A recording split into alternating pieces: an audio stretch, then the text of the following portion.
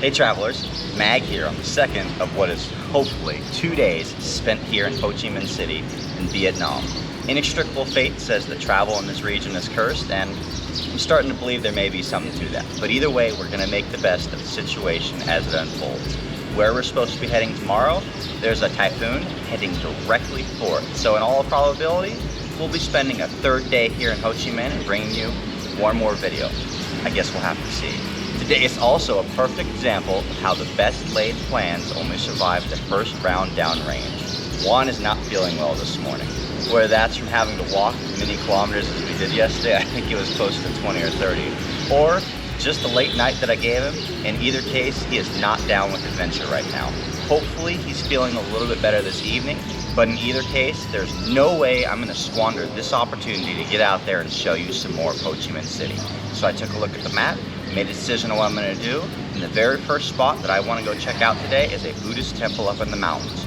Once again, the geocache leads the way. There's a 5-stage adventure lab there with a mystery bonus right at the end of it, so that will be the perfect way for us to tour guide around this Buddhist temple. From there, we'll start to walk back into Ho Chi Minh City, and once we get tired, we'll probably catch a grab. Speaking of which, I've got my ride coming right now, and we're going to do this just as a local does. So let's get out there and see what Ho Chi Minh has in store for us today. Come on, let's go. As you saw yesterday, and you can still see it right now, the way to get around this city is by motorbike. And I actually avoid the two-wheel vehicles because I haven't done so well on them in the past. In fact, I drove one right off the side of a mountain. So I haven't been exactly looking forward to this, but at the same time, I do like to do things that the locals do. So we're getting on the back of one of these bikes, we're gonna make it happen. It looks like it'll be a pretty good drive up there too, 22 kilometers up to this temple. So I'm looking forward to quite the ride and sharing it with you. Our driver arrived to pick us up in short order. We have taken this ride through the city. Let's check this thing out. Despite having walked most of these streets yesterday while exploring the city, it feels like a different experience altogether to see it from the back of a motorbike like this. The busiest time of day on these streets seems to be the early evening just as the sun's going down, so it's comparatively less traffic right now on the roads. Notice the countdown there on the light. It gives me quite a sense of anticipation. Watching this countdown, 1 full minute, like we're starting a race or something. All these bikes building up around us as we do so. This is an exciting way to get around Ho Chi Minh, I'll tell you right now. And we are not the only ones watching that countdown with a growing sense of anticipation. The feeling is something akin to a Mario Kart race. The light turns green and you hit the button at just the right time, zooming between the other carts and making your way down the course. Ordering a grab bike is very much like ordering an Uber or a Lyft back in the United States. Since neither of those options exist here in this country, this is definitely the best alternative solution available. And if you're not quite up for the adventure on hopping on the back of a motorbike and running through the streets like this, you can also rent a car through the app. That is exactly how I got from the airport to my hotel on the first night as I was figuring things out, and how I got to the downtown area with Juan, as ordering one Grab car is essentially the same price as ordering 2 Grab bikes. You can get around significantly faster on a bike than in a car though, and that's exactly why, in no time at all, we've made it to our destination with the Buddhist temple looming on the mountain above us. Quite frankly, my driver was awesome. It was harrowing conditions to get up here. It started raining on us, he handed me a raincoat, we splashed our way through, and except for his blatant disregard for red lights, which seems to be a cultural norm here, he was an excellent driver. He made all the same decisions I would have, and as you can see, we made it to our destination. I was wrong about one thing, however. This is not a Buddhist temple in the mountains. This is a Buddhist temple on a mountain. The mountain.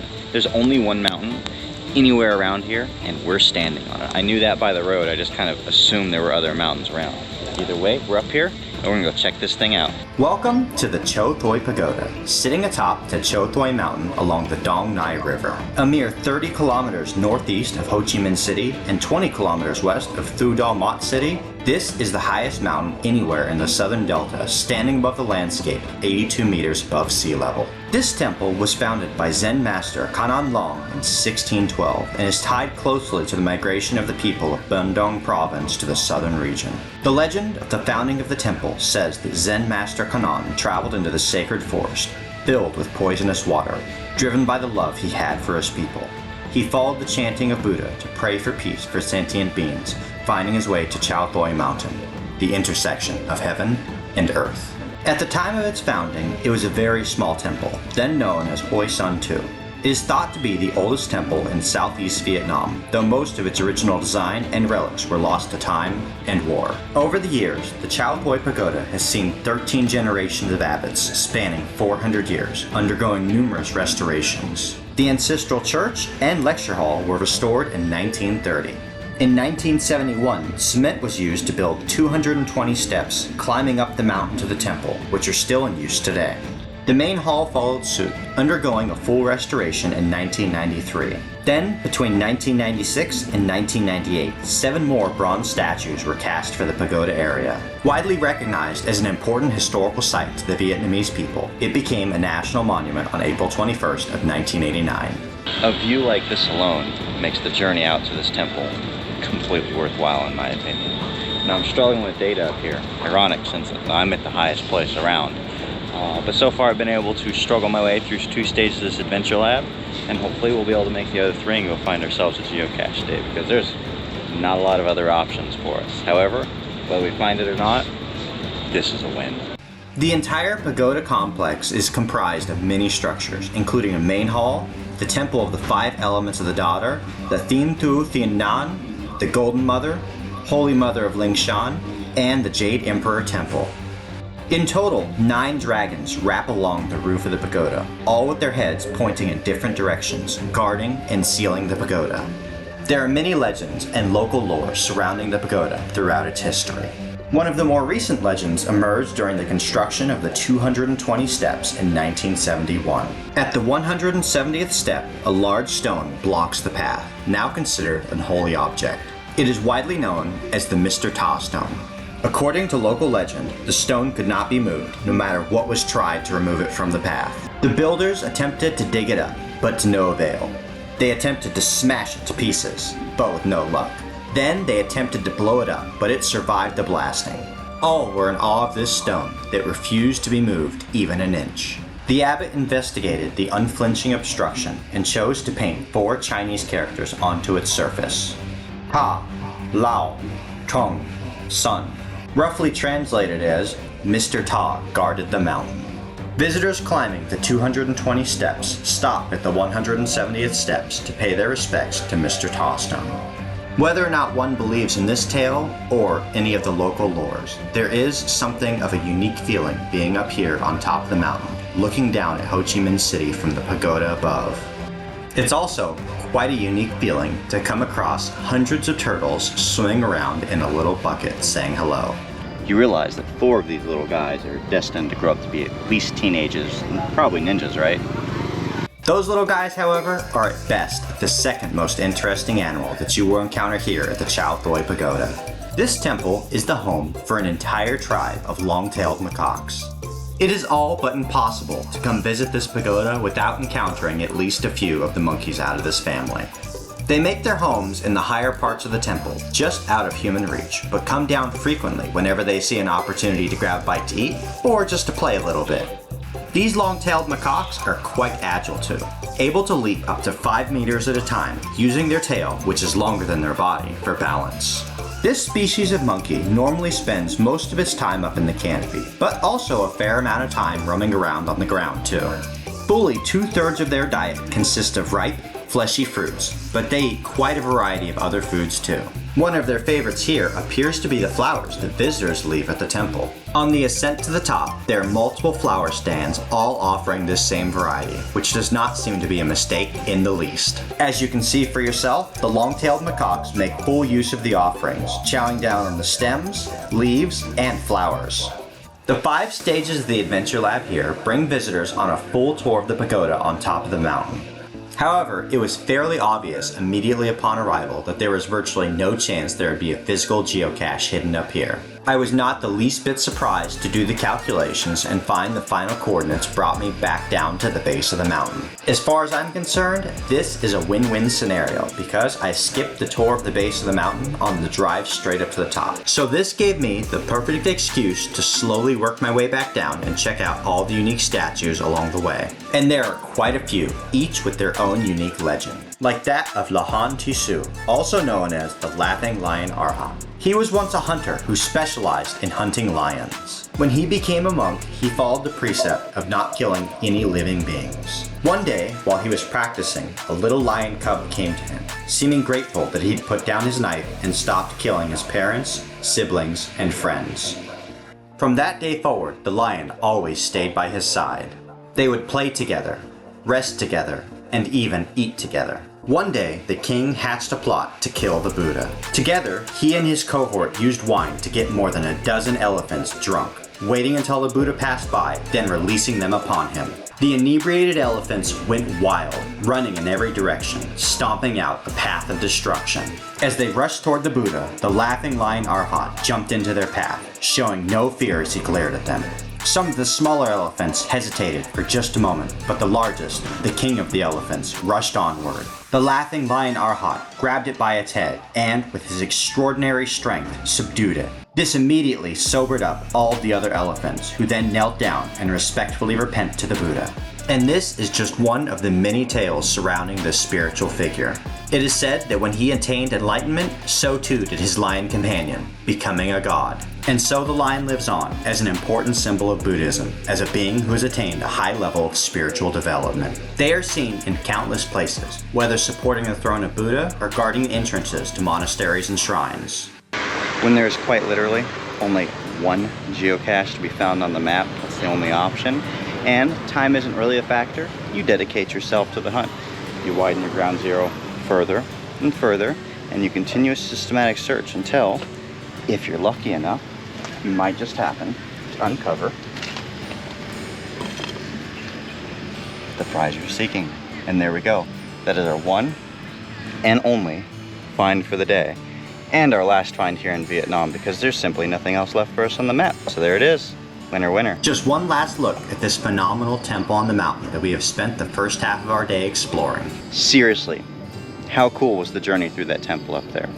So glad that I had the opportunity to take you guys on top of the mountain with me and show you firsthand just how amazing that Buddhist temple was.